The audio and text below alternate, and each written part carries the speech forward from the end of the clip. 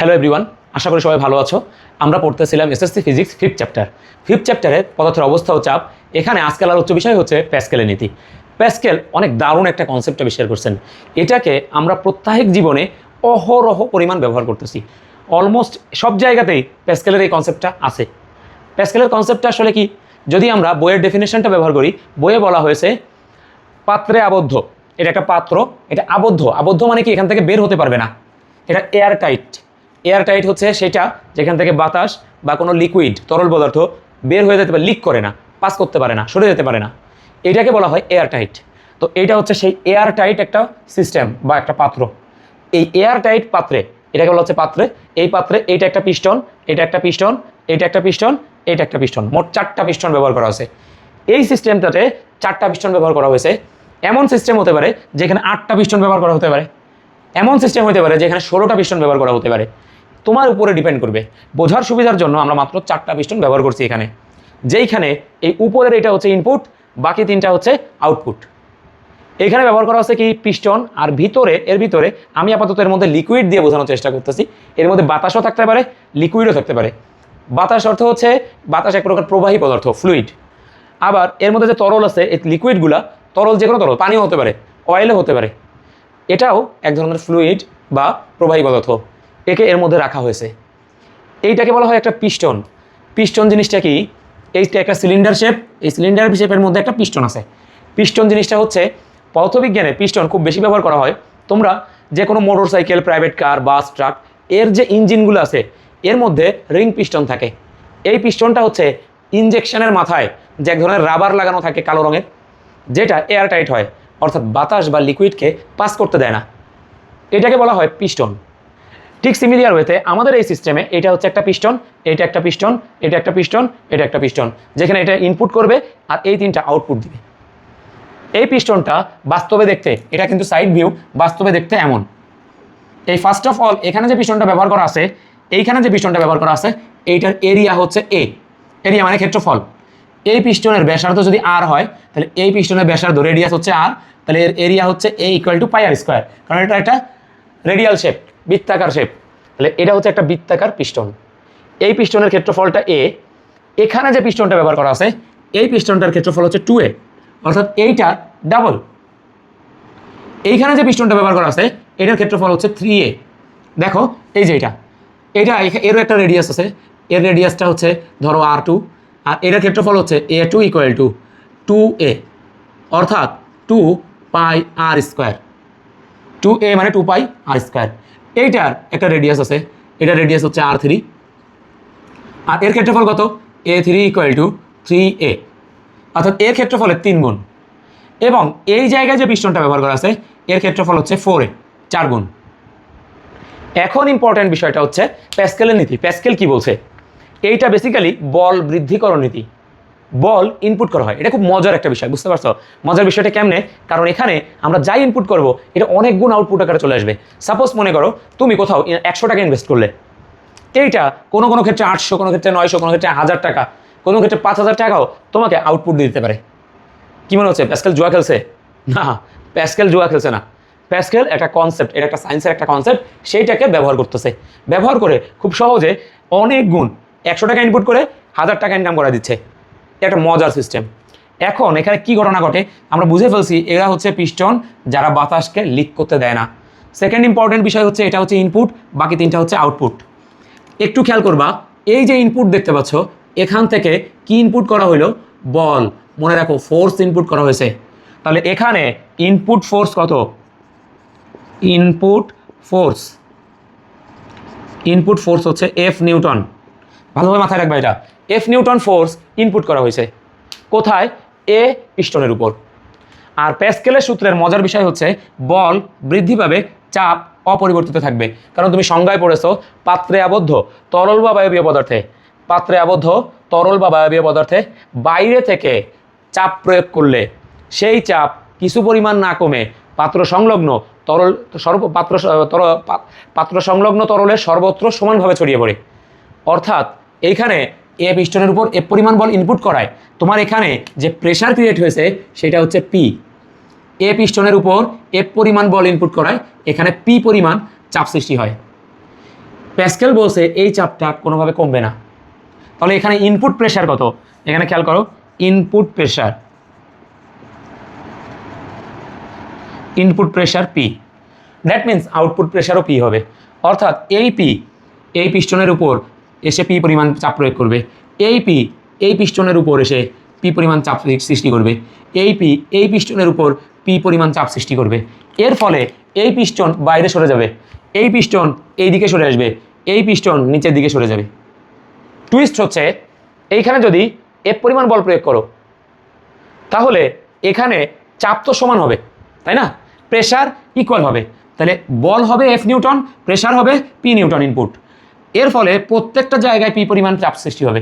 আর একটা বিষয় একটু আগে বলে নেই, সেটা হচ্ছে এই চাপ শুধুমাত্র যে পিস্টনগুলোর উপর প্রযুক্ত হবে তা না, এই যে দেয়াল, এই যে পাথরের যে দেয়াল, এই প্রত্যেকটা দেয়ালে ইকুয়াল পরিমাণ পি চলে যাবে, সব জায়গায় প্রেশার পি পরিমাণ প্রেশার থাকবে, প্রত্যেকটা দেয়ালে এই প্রেশার সৃষ্টি হবে। তাহলে ইনপুট করব একদিক দিয়ে, আউটপুট হবে সর্বত্র। কিন্তু এই দেয়ালে প্রেশার পড়লেও যেহেতু পাত্রটা অনেক হার্ড, এর কোনো পরিবর্তন হবে না। পরিবর্তনটা কোথায় হবে? এই পিস্টনগুলোর উপর।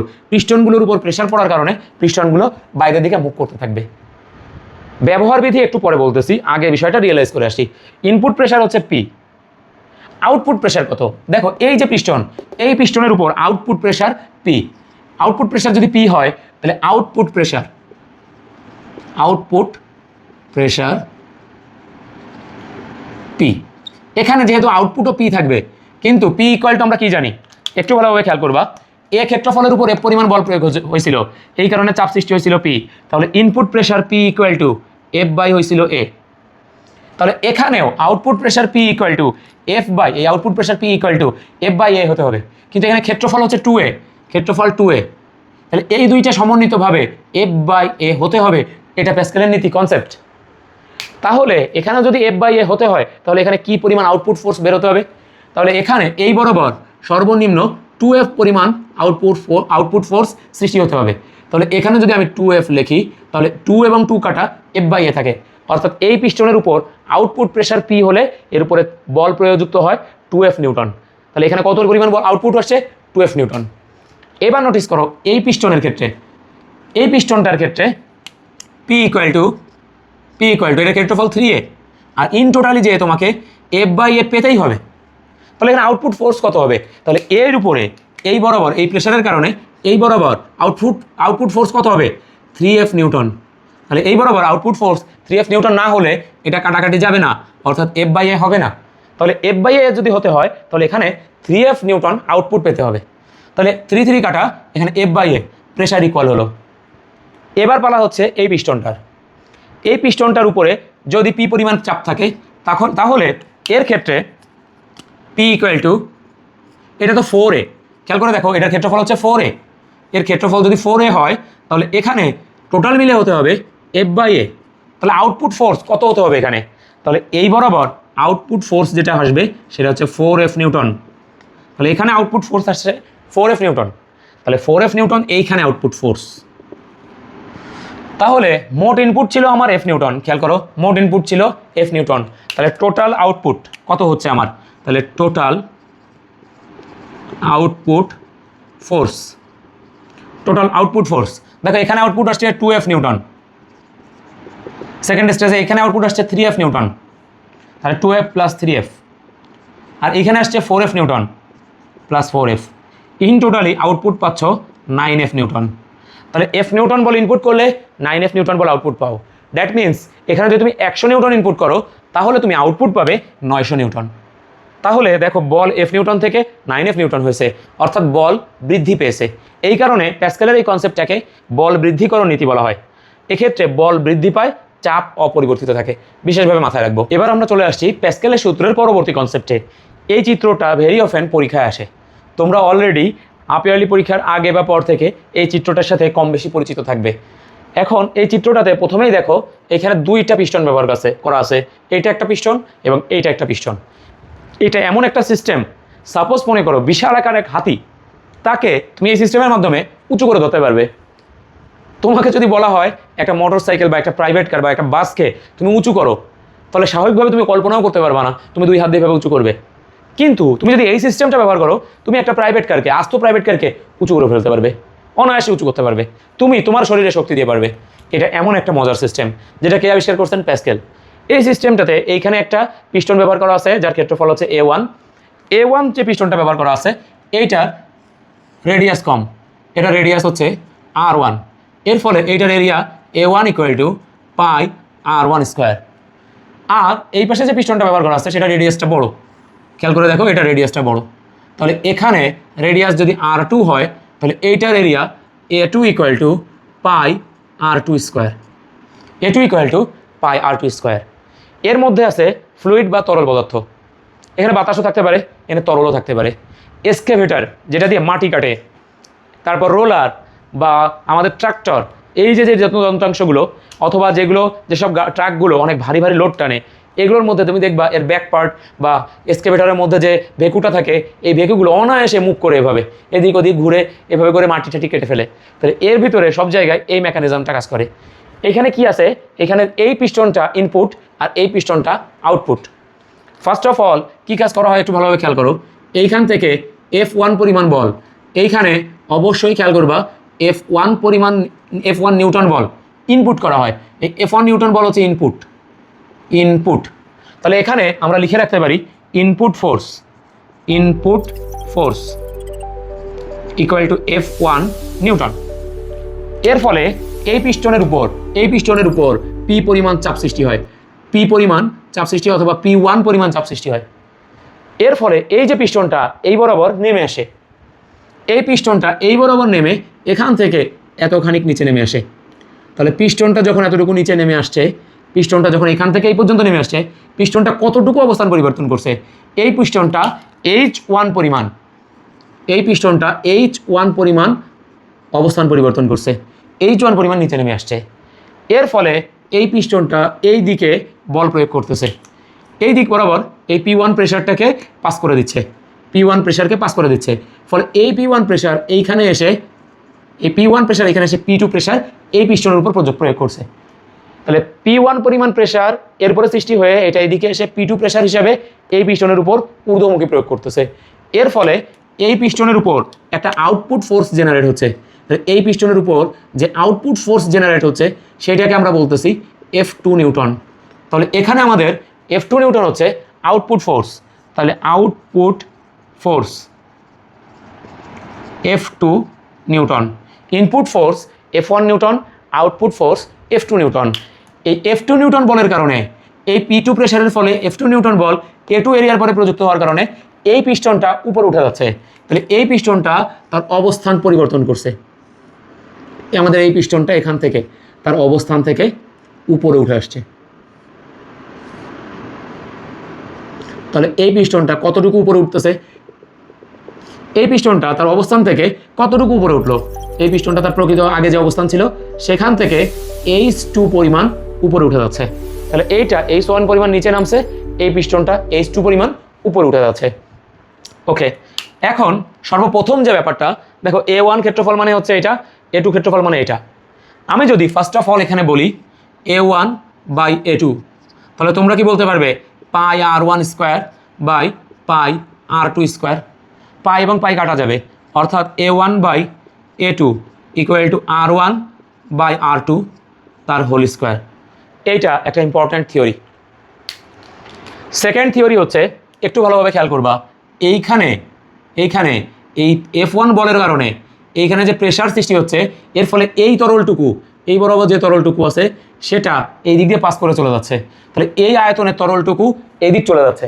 এইটুকুর আয়তন কত? এইটুকুর ভলিউম যদি V1 হয় তাহলে তোমরা বলতে পারবা V1 = A1 H1। এর ফলে এই তরলটা একে উপরে উঠাই দিচ্ছে, এর ফলে এর থেকে আয়তন, এই সম আয়তন তরল এইখানে, এটা যেহেতু এখানে নাই, এটা এখান থেকে উপরে উঠে গেছে, উপরে উঠে আসছে, মানে এই তরলটুকু এই জায়গাটা দখল করে নিচ্ছে। এর ভিতরে যে তরলটা বা বাতাস থাকবে সেটা এই জায়গাটুকু দখল করে ফেলছে।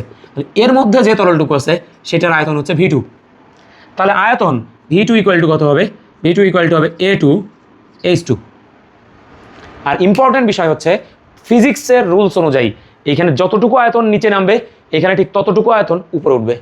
এইটুকুর ভ্যালু ভলিউম আর এইটুকুর ভলিউম একই হবে, অর্থাৎ তোমরা বলতে পারবে V1 = V2, অতএব তোমরা এখানে বলতে পারবে V1 equal to V2। V1 equal to V2 মানে অতএব তোমরা বলবে A1H1 equal to A2 H2। ব্যস্তকরণের নাম শুনেছি, ব্যস্তকরণ, একান্তরকরণ। তো একান্তকরণ এখানে করব, আমরা বলবো অতএব A1 বাই এই A2 এর নিচে চলে আসছে A2 equal to H2 by H1। তাহলে একটু খেয়াল করে দেখো, এইটা একটা থিওরি পেয়েছি এবং এর আগে এইটা আর একটা থিওরি পেয়েছি। এই দুইটাই ফিজিক্সের রুলস অনুযায়ী, পদার্থবিজ্ঞানের নিয়ম অনুযায়ী আমরা এই দুইটা থিওরি পেয়েছি। সেকেন্ড ইম্পর্টেন্ট বিষয়টা হচ্ছে দেখো কাজ কাকে বলে। আমরা জাস্ট চতুর্থ অধ্যায়ে কাজ সম্পর্কে বলছি। কাজ, বল প্রয়োগের ফলে যদি বস্তুর স্মরণ ঘটে তাহলে বলের দিকে, বল এবং বলের দিকে বস্তুর স্মরণের উপাংশের গুণফলকে কাজ বলে। তাহলে আমরা যখন F1 নিউটন বল এই পিস্টনের উপর প্রয়োগ করছি তখন তার H1 পরিমাণ স্মরণ হয়েছে বলের দিকে, তাহলে বল লম্ব বরাবর এবং স্মরণটাও লম্ব বরাবর হয়েছে।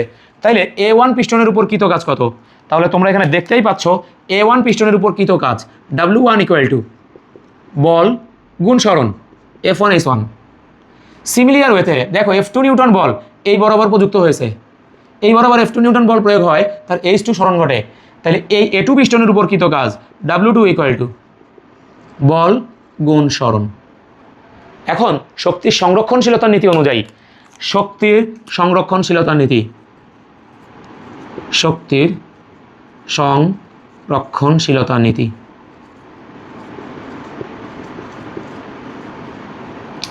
শক্তির সংরক্ষণশীলতার নীতিতে কি বলা হয়েছিল? শক্তির ধ্বংস বা বিনাশ নাই, একে এক অবস্থা থেকে অন্য অবস্থায় রূপান্তর করা যায় মাত্র। মহাবিশ্বে মোট শক্তির পরিমাণ নির্দিষ্ট এবং অপরিবর্তিত। এখানে যে কাজ হয়েছে এখানে সেই একই পরিমাণ কাজ হবে, কারণ কাজের ফলেই শক্তি হয়। তাইলে এই শক্তির সংরক্ষণশীলতার নীতি অনুযায়ী এই কাজ এবং এই কাজ ইকুয়াল হবে, অর্থাৎ তোমাদের বলতে হবে W1 ইকুয়াল টু W2। এই কনসেপ্টটুকুর উপর অসংখ্য ম্যাথ আসবে। আমি আবারও বলতেছি, এই কনসেপ্টটা দিবে, চিত্র দিবে, ইনফরমেশন দিবে, দিয়ে বলবে এই ইনফরমেশন শক্তির সংরক্ষণশীলতার নীতিকে সমর্থন করে কিনা। অনেকগুলো সৃজনশীল আসবে, আমরা যখন সৃজনশীল পোর্শন সলভ করব তখন এই কনসেপ্টগুলো আমাদের সামনে আসবে।